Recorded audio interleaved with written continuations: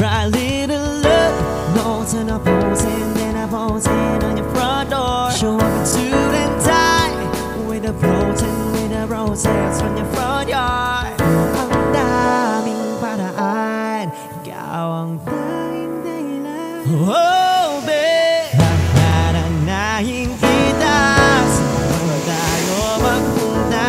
Yung tipong kahit wala lang, o kaya biglang may breakfast. Just get twisted. Lahat ay wala lang.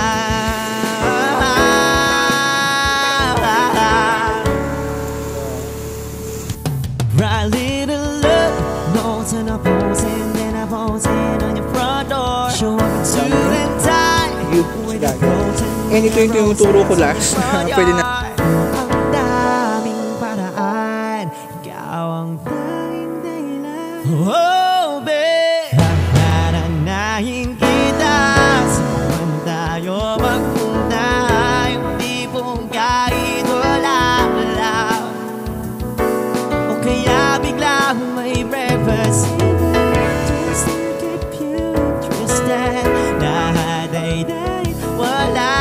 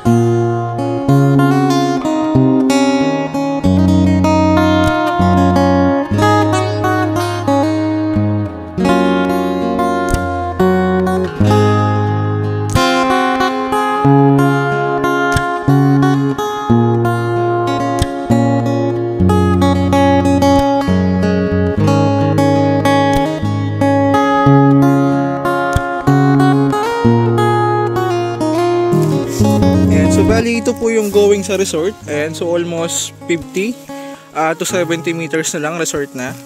And bali, ito po yung road right of way going sa property. And so mula sa tinatayuan ko, abot dyan sa may puno na yan. So nasa 2 di pa lang po yan. Ayan. So yan na yung property. Ayan. So dito tayo galing kanina sa barangay road. So parang barangay road, pumasok lang tayo ng, I think wala pa siyang 300 meters eh. So pasok naman po ang 4 wheels sa property. And makikita nyo naman sa daan. So ayan, bali ito yung starting. Ito yung muhon niya. Ayan, so mula dito abot dyan sa may motor na yan, mga 2 di pa lang yan. Napakalapit. So ito lang naman yung ipapakiusap natin So yun nga, pumayag naman yung may-ari din. Pero kung gusto nyo para makasigurado, gawa na rin tayo ng agreement sa barangay. So hindi naman po ito ipagdadamot kasi halos nasa 2 di pa lang yung pagitan before yung property. Ayan. So ito na yung property. Ayan.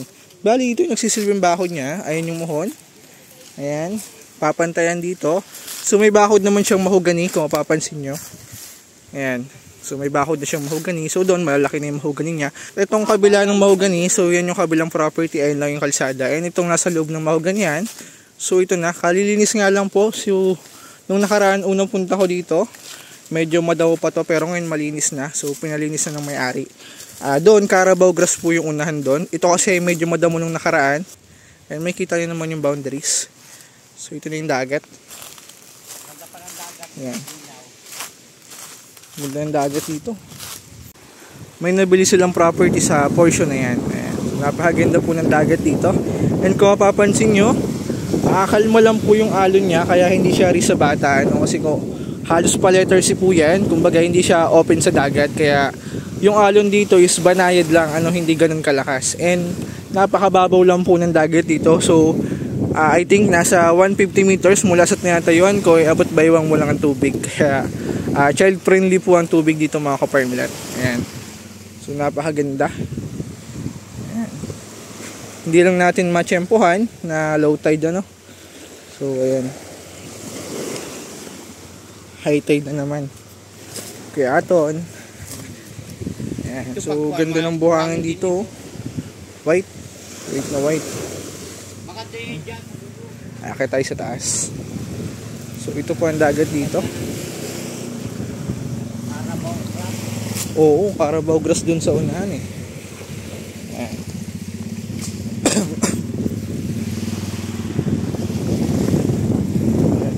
Yun mga ka-farmland, kung naghahanap ka ng beach. And yun, kung beach resort, kung may plano kang gawing resort o develop, so pwedeng pwede. Kung private naman, pwede rin. So ang good thing din mga ka-farmland, ang dagat kasi ng Kapaluhan is ecotourism yan.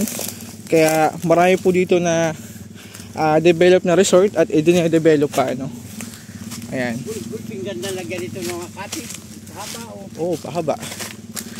Ayan. Ito ang isa sa nagustuhan ko dito mga ka-farmland kasi yung property niya is pahaba sa dagat. Lagi kong sinasabi, kaya nagustuhan ko to is unlike sa mga subdivided lot na pinagkakasya nila yung frontage. So ito pahaba, kaya napakahaba po ng frontage nito sa dagat. Yan. So ganda, malinis na. Oo. Ayan yun naman po yung boundaries niya mga ka-farmland. Makikita rin naman yung boundaries ng property, kaya di ka rin maliligaw dito. Pag malaki ang tubig, tatalo na lang yan. Ganda oh. Ang isa sa maganda dito mga ka-farmland is elevated po yung lugar. And hindi ka mag-worries na kung bumaha, abutin yung property mo. Ayun kung papansin nyo, mataas po yung area natin. And pag nagtayo ka dito ng kubo, rest house, so kitang kita mo yung ito yung view.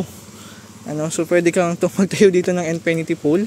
Ayan, so napakaganda po ng place na to. Ayan. Panalo, ang linis ng dagat oh. Ganda.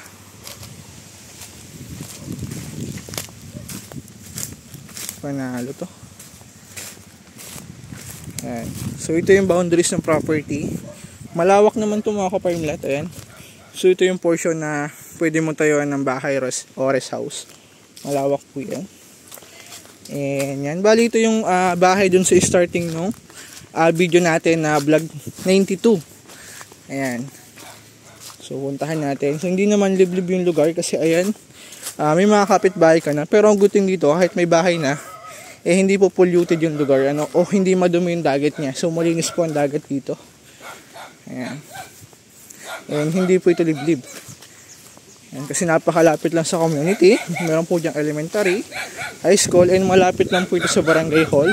Ayan, so kung may kids ka, walking distance lang po sa school, Oo, maganda to kaya to. Maganda nga ho.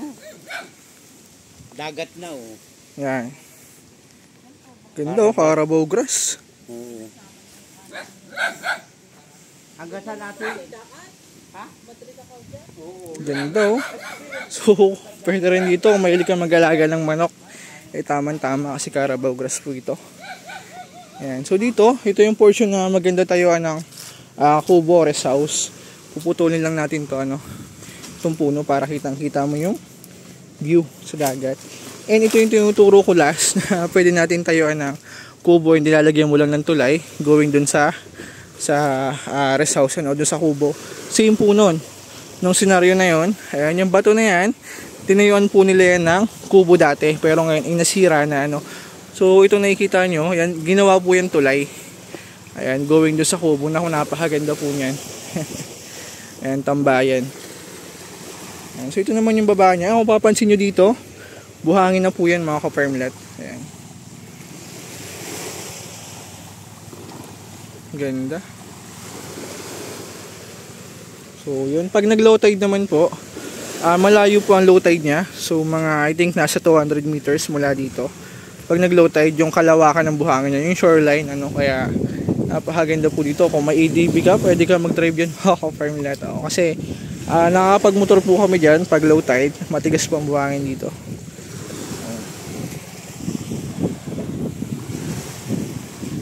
Ganda.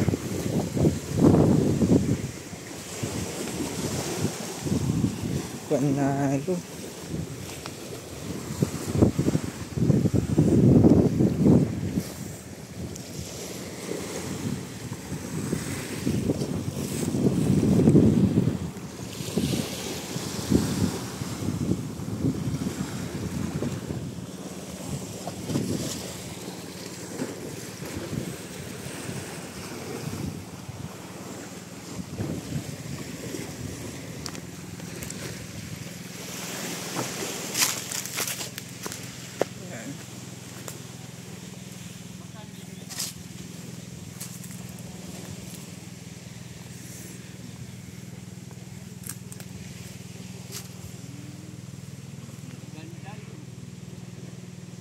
Ganda dito ang mga palahing manok.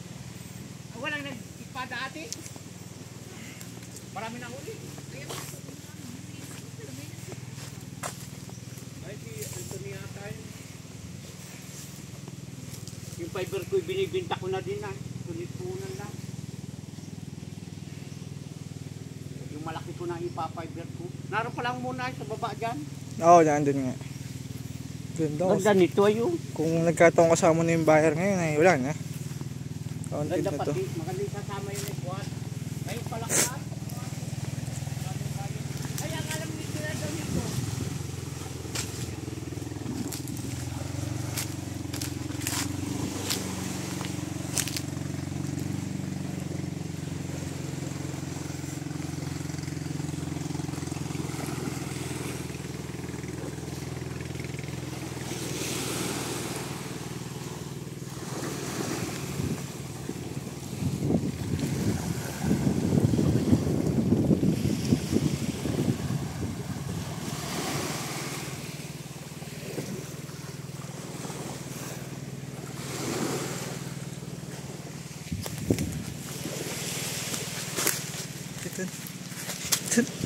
So ganito po ang buhangin dito mga ka-farmlad. So white sand po yan. So hindi naman siya ganun kaputi.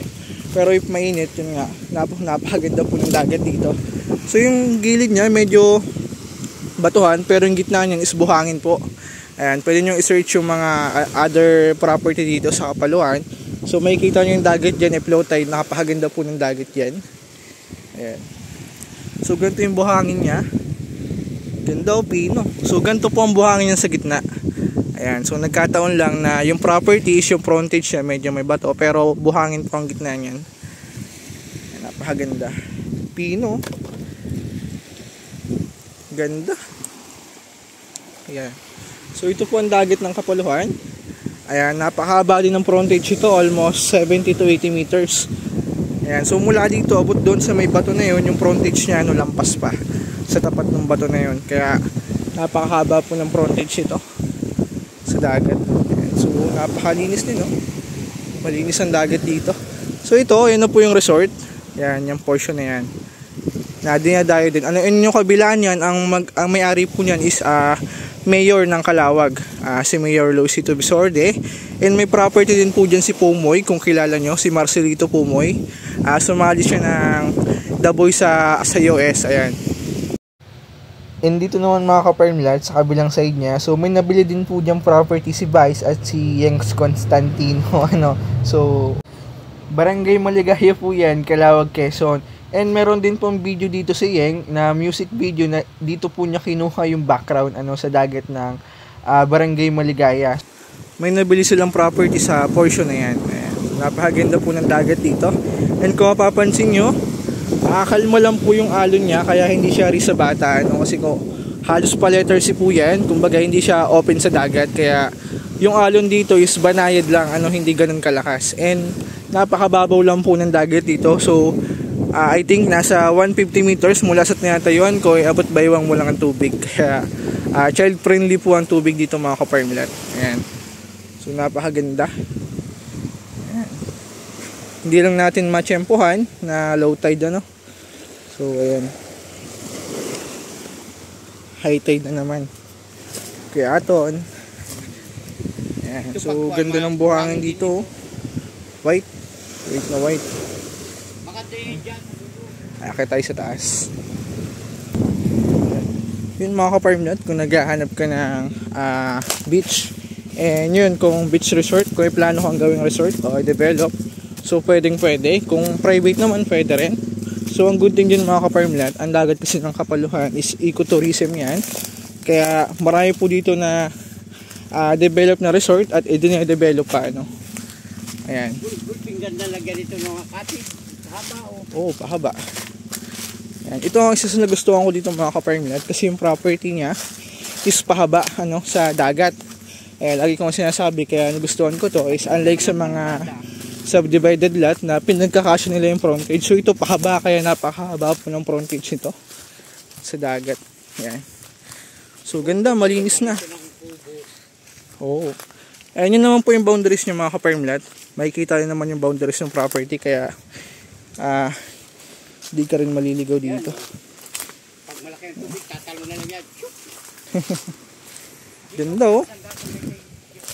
Ang isa sa maganda dito mga ka-farmland is elevated po yung lugar. And hindi ka mag-worries na kung bumaha, abutin yung property mo. Ayan kung papansin nyo, mataas po yung area natin And pag nagtayo ka dito ng kubo, rest house, so kitang kita mo yung ito yung view. So pwede kang magtayo dito ng infinity pool. Ayan, so napakaganda po ng place na to. Ayan. Panalo, ang linis ng dagat Ganda.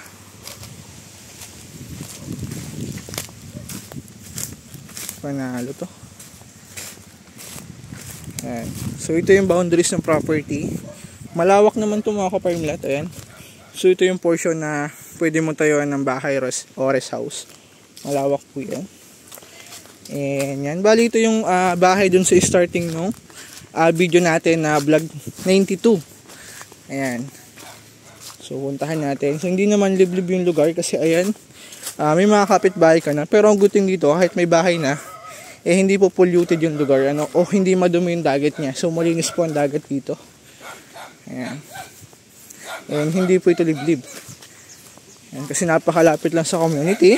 Meron po diyang elementary, high school, and malapit lang po ito sa barangay hall.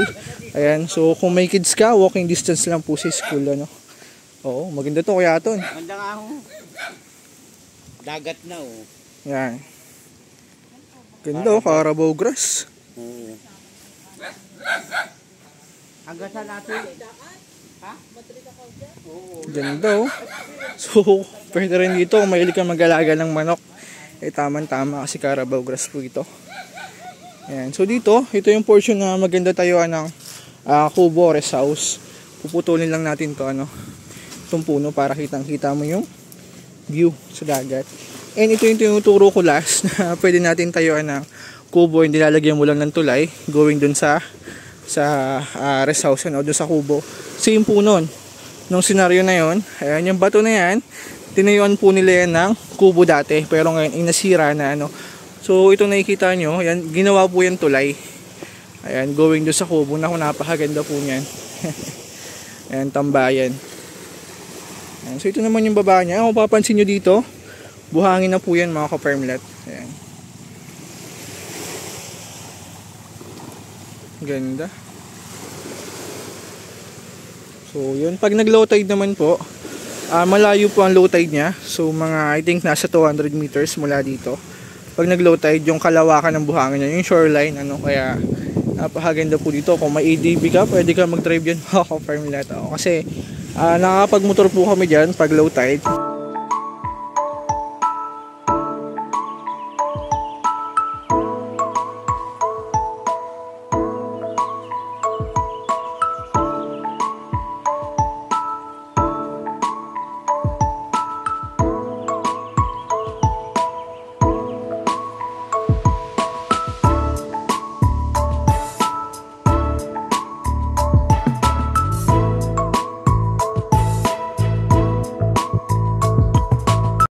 Ito po yung property, then pupuntahan po natin yung karatig niya na resort.